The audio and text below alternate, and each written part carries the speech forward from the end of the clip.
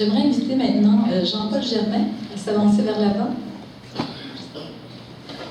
Jean-Paul Germain a longtemps été informaticien et chef de projet à la Chambre de commerce et de l'industrie de Bordeaux en France. Depuis 6 ans, il est fier d'être chauffeur d'autobus scolaire à Ottawa. Il partage son temps entre la vie de chalet, la pratique de la guitare et un peu de poésie à ses heures. Ce soir, il nous lira un extrait de son texte « Pour l'amour d'une Canadienne ».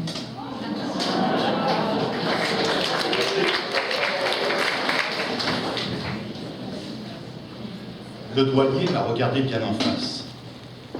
Ses yeux administratifs passaient des miens à mon passeport, dans un mouvement qui m'a fait penser à un essuie-glace, balayant des gouttes de pluie sur ma pare-brise, ou en l'occurrence, la sueur de mon front. Il faut dire que l'aéroport Montréal-Pierre Elliott Trudeau était passablement surchauffé en ce bel après-midi. Depuis quelques années, je commençais à bien connaître les lieux. Cela avait commencé par une visite de 3 semaines en été, puis une autre au début de l'automne, pour rencontrer puis revoir cette ville d'Ottawa, avec qui je correspondais sur Internet depuis des années.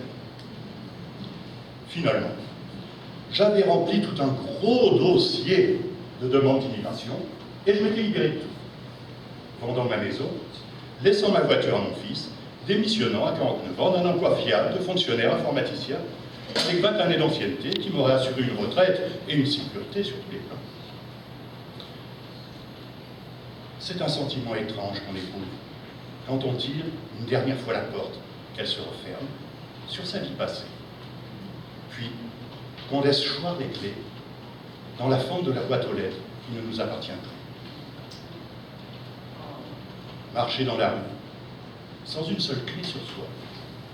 Se surprendre à considérer le poids d'un homme et sa valeur au nombre de clés qui pendent à son trousseau. Respirer la vie à plein poumon, se redresser et partir. Libre.